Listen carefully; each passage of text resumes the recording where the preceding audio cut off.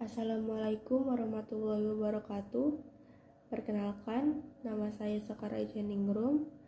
Saya dari Universitas Pancasakti Bekasi, jurusan Ilmu Pendidikan Anak Usia Dini.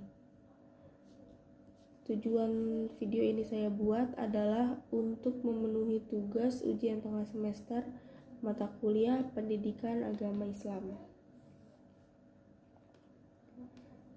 Jadi yang akan hari ini saya bahas adalah tentang konsep toharoh dalam Islam.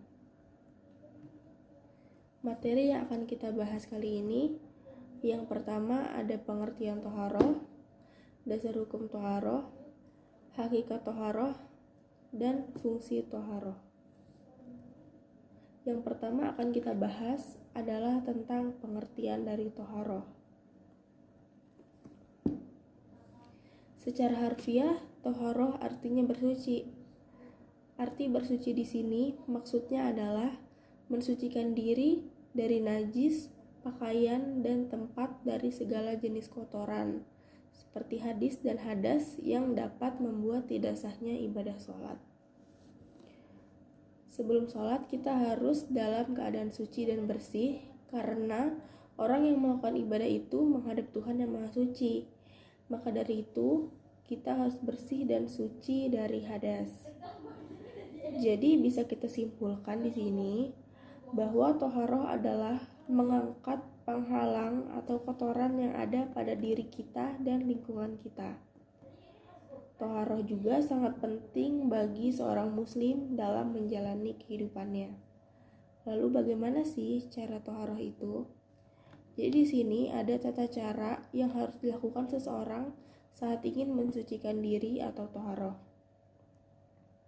Yang pertama ada wudhu, yang kedua mandi wajib, dan yang ketiga ada tayamum.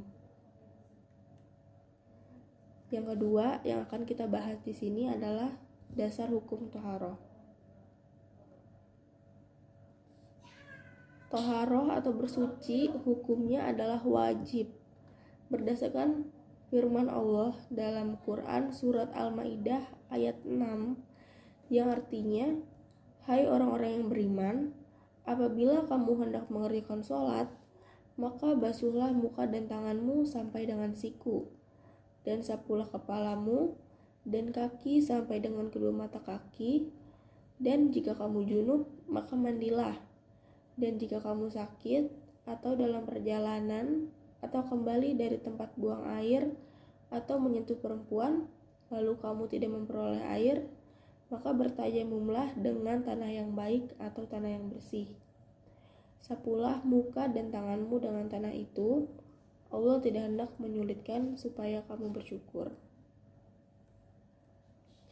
Yang ketiga yang akan kita pelajari adalah tentang hakikat toharoh. Makna toharoh adalah bersuci dan membersihkan. Dalam Kamus Besar Bahasa Indonesia, kata bersih memiliki beberapa makna. Yang pertama, bebas dari kotoran, bening tidak keruh, tidak berawan, tidak tercemar, tidak bernoda, dan tidak dicampur dengan unsur atau zat lain. Dalam terminologi Islam, toharoh ada dua macam. Yang pertama ada toharoh ma'nawiyah, yang kedua ada toharoh hisyah. Yang pertama yang akan kita bahas adalah tentang toharoh ma'nawiyah. Toharoh ma'nawiyah ini artinya bersuci rohani.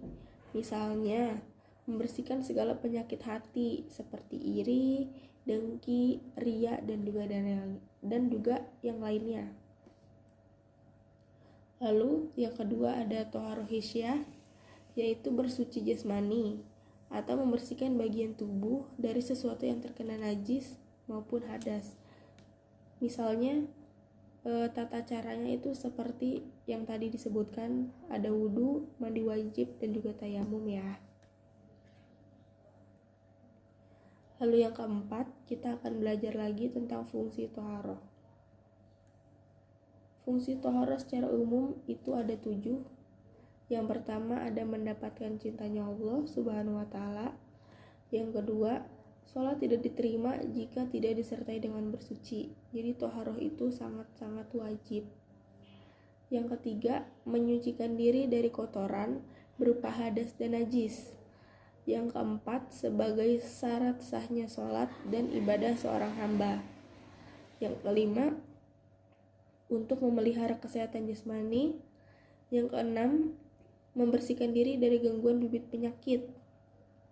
Yang ketujuh, meningkatkan kewibawaan dan harga diri seseorang, sekaligus menghindarkan diri dari kehinaan.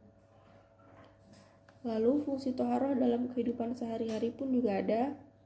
Yang pertama, untuk membersihkan badan, pakaian, dan tempat dari hadas dan najis. Yang kedua, dengan bersih badan dan pakaiannya, seseorang tampak cerah dan enak dipandang. Yang ketiga, menunjukkan seseorang memiliki iman yang tercermin dalam kehidupan sehari-harinya. Yang keempat, seseorang selalu menjaga kebersihan, maka ia menunjukkan cara hidup sehat dan disiplin. Sekian presentasi saya. Mohon maaf bila ada salah-salah kata yang disengaja maupun tidak disengaja.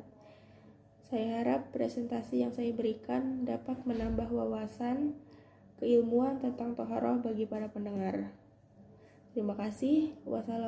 Wassalamualaikum warahmatullahi wabarakatuh.